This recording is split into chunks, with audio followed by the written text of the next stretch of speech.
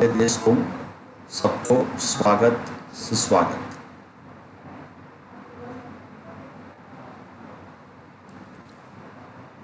Hindi department की ओर से आज हम यह कथा लोक की यह कहानी पढ़ेंगे जो पृथ्वीराज की आंख के नाम से लिखा गया है। इसके कवि डॉक्टर राम कुमार वर्मा, जो आपका जन्म 15 सितंबर 1905 से 1990, हिंदी के सुप्रसिद्ध साहित्यकार, व्यंग्यकार और हास्य कवि के रूप में माने जाते हैं। उन्हें हिंदी एकांकी का जनक माना जाता है। उन्हें साहित्य एवं शिक्षा के क्षेत्र में सन 1913 में पद्म भूषण से सम्मानित किया गया था। उनके काव्य में रहस्यवाद, छायावाद की झलक होते हैं। हिंदी के बारे में डॉक्टर राम कुमार वर्मा का विचार था कि जिस देश के पास हिंदी जैसी मधुर भाषा है, वह देश अंग्रेजी के पीछे दीवाना क्यों है। स्वतंत्र देश के नागरिकों को अपनी भाषा पर गर्व करना चाहिए। हमारी मातृ भावभूमि भारतीय होनी चाहिए। हमें जोटन की ओर नहीं ताकना चाहिए। पृथ्वीराज की आंखें। आज की यह कहानी एक ऐतिहासिक कवि किंवदंती के आधार पर लिखा गया है।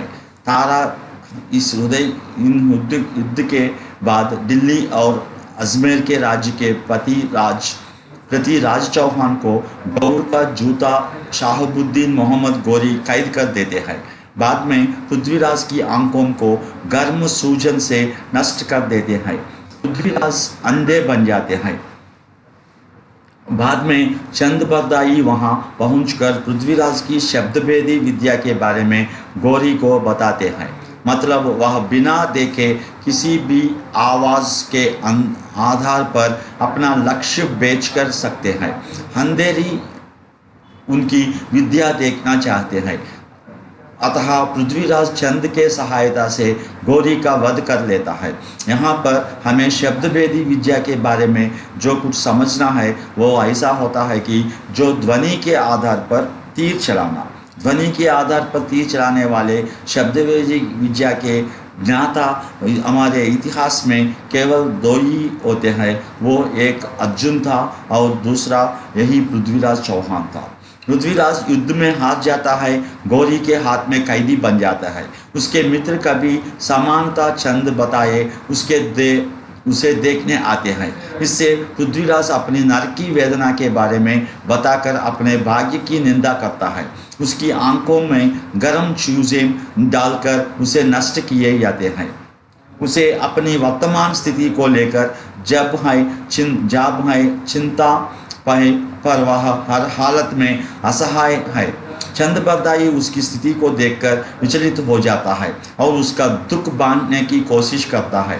पृथ्वीराज की वीरता का स्मरण दिलाता है और उसे सांत्वना देता है। अब महाराज वह नहीं है, सिर्फ वह दी है कि चंद उसकी वेदना देखकर इतना हिल जाता है कि वह आत्महत्या करने का कटार उठाता है। इतने में गौरी आकर उसे रोकता है। मोहम्मद गौरी चंद बरदाई की स्वामी भक्ति पर मुक्त होता है। इनाम के रूप में चीज़ें से कुछ मांगने को बताता है कि पृथ्वीराज शब्दभेदी विद्या में प्रवीण है।